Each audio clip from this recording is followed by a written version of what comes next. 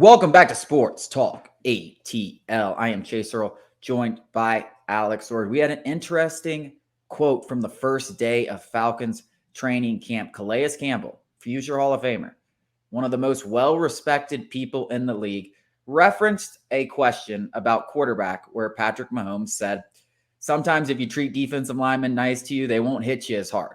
And that works. And Calais Campbell was asked about that. And Calais said, yeah, that's true. Like most of the time, like if, as long as you don't treat us wrong, like we're not going to try to kill you out there. Like we're all trying to make a buck here and enjoy a game. No one's trying to hurt anybody. But he said, unless you're disrespectful, and the quarterback that he brought up, the only one, he literally made it a point. He said the only one that he thought was disrespectful was Mac Jones, who it's kind of wild. I mean, listen, I know Mac is a serious competitor. I mean, you're talking about a guy who was literally doubted. Nobody thought he was ever going to start at quarterback. Nobody thought he should have won the Heisman over Devontae Smith, but I digress. Nobody thought that he was going to be even the starter at Alabama, let alone win them a national championship or a first-round pick or go to the Pro Bowl in his first season. Like nobody thought he was capable to do half of that, and he's done all that. So he has a chip on his shoulder. There's no doubt about that. But I don't know what he said to Calais Campbell. And I don't know if it was just the fact that he's done nothing in this league and he was smack talking, or if he actually said something, because he said disrespectful. So, like, I feel like there's just some things, obviously, in trash talk where you can't cross that line. I don't know. Did he cross the line? And we're just speculating here because that's what this all is. Did he cross the line, or was it just like, bro, you like this is your second year. You haven't done crap. Like, I'm a Hall of Famer. Like, don't be talking to me. I think it could be any of those, and that's an interesting point. Context certainly matters. I wrote about this on the site, sportstalkatl.com. Go check it out. I'll give you some of my takes. Last year, Patriots, a total dumpster fire. I could understand if Mac Jones was frustrated and in the heat of battle said something that he probably shouldn't have. He had a defensive coordinator, failed head coach calling his plays, and Matt Patricia. Terrible. I don't know why Bill Belichick did that. Mac Jones was set up to fail. He had no offensive help, really. None that were or at least, Matt Patricia didn't utilize that, what little offensive help Mac Jones did have. So all those things add up to frustration in the heat of the battle. You ever play sports? You get competitive, you're tired, short-winded, your brain is not functioning to its highest degree, and you say things that you probably shouldn't have. I think the interesting point that you brought up, maybe it was just like a Calais Campbell heard him and was like, dude, you're nobody. I don't know who you are. Like, I don't know who you're talking to like that. And that certainly could be the case. And one more point I just want to bring up. You got to respect Mac Jones for talking crap to 6'8", 300-pound Calais Campbell. I mean, that is hilarious. Yeah. That's hilarious. And I mean, it's hilarious, especially like you go back to the Alabama picture where he's like shirtless smoking the cigar and like that. Like Calais Campbell is just an absolute unit, like made in a lab. Like the guy was put on this earth to just pummel people. And you're talking crap to him and trying to get under his skin.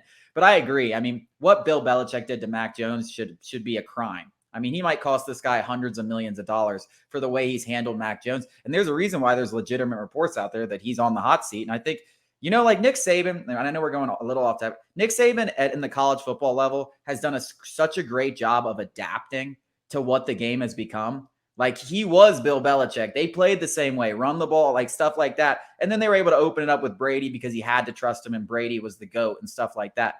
But now it's just like, I feel like hasn't been able to adapt. Like the way that he's like built this offense and the way that he expects it is just like, oh, we're going to run the ball and play defense. It's like, bro, you're not beating the Chiefs running the ball and playing defense. Like it's not happening. You're not beating the Bills. Like look what happened in the playoffs. Like you got to get this guy some weapons or get a new quarterback. You don't trust Mac?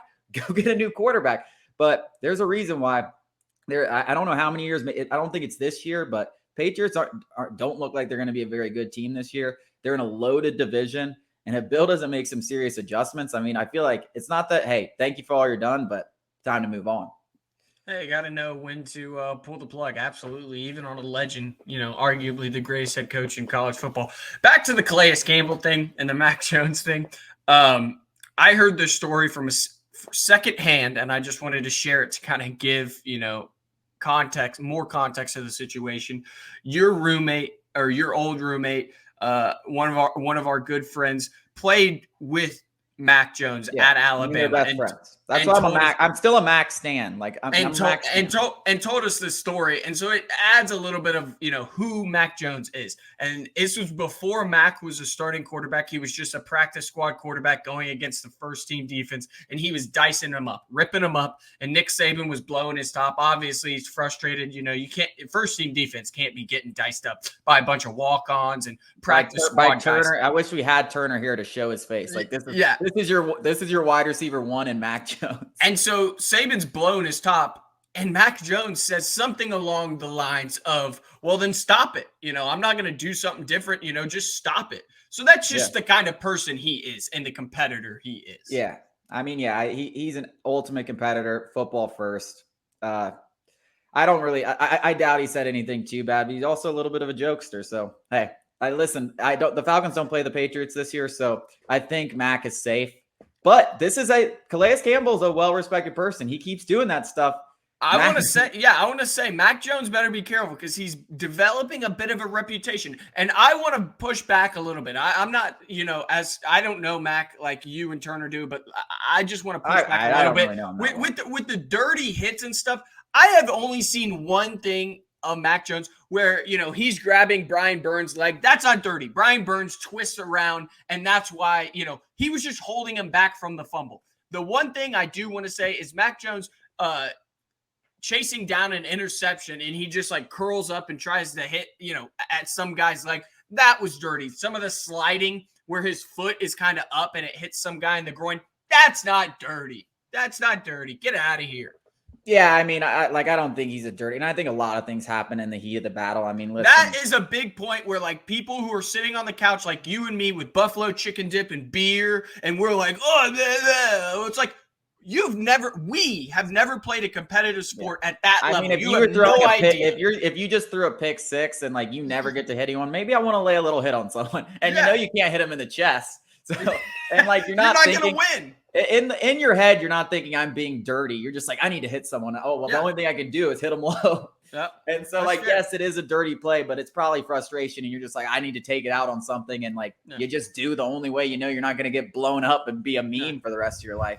And it comes off as dirty. But I don't think he's a dirty player. But like you said, there is a reputation there. And like if incidents keep piling up and people don't like you, then, things are going to happen. So hopefully that doesn't happen for Mac's sake. Coming up after the break, we're going to talk about the Braves' biggest trade chip. The Athletic talked about it. Who is the most likely to get moved on the Braves before the deadline?